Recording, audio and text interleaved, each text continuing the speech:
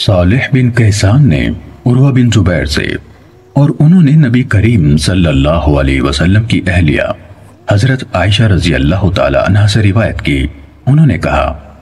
سفر اور حضر یعنی مقیم ہونے کی حالت میں نماز دو دو رکعت فرض کی گئی تھی، پھر سفر کی نماز پہلی حالت پر قائم رکھی گئی اور حضر کی نماز میں اضافہ کر دیا گیا۔ یونس نے ابن شہاب سے روایت کی، انہوں نے کہا مجھے عروہ بن زبیر نے حدیث بیان کی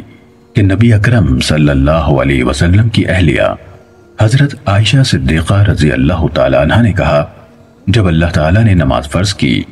تو وہ 2 رکعت فرض کی، پھر حضر کی صورت میں اسے مکمل کر دیا اور سفر کی نماز کو پہلے فریضے پر قائم رکھا گیا۔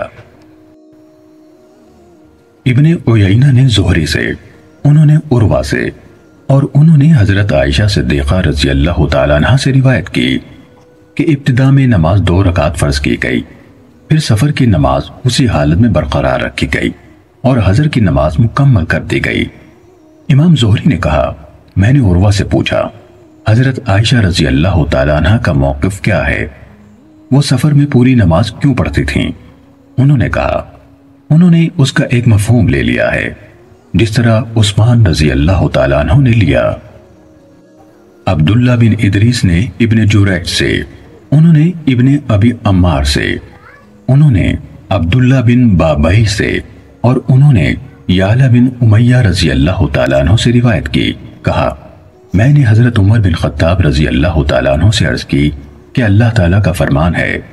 اگر تمہیں خوف ہو کہ کافر تمہیں فتنے میں ڈال دیں گے تو تم پر کوئی حرج نہیں ہے کہ تم نماز قصر کر لو، اب تو لوگ امن میں ہیں، یعنی پھر قصر کیوں کرتے ہیں؟ تو انہوں نے جواب دیا مجھے بھی اس بات پر تعجب ہوا تھا جس پر تمہیں تعجب ہوا ہے، تو میں نے رسول اللہ صلی اللہ علیہ وسلم سے اس کے بارے میں سوال کیا تھا، آپ صلی اللہ علیہ وسلم نے فرمایا یہ صدقہ یعنی رعایت ہے جو اللہ تعالیٰ نے تم پر کیا ہے، اس لیے تم اس کا صدقہ قبول کرو۔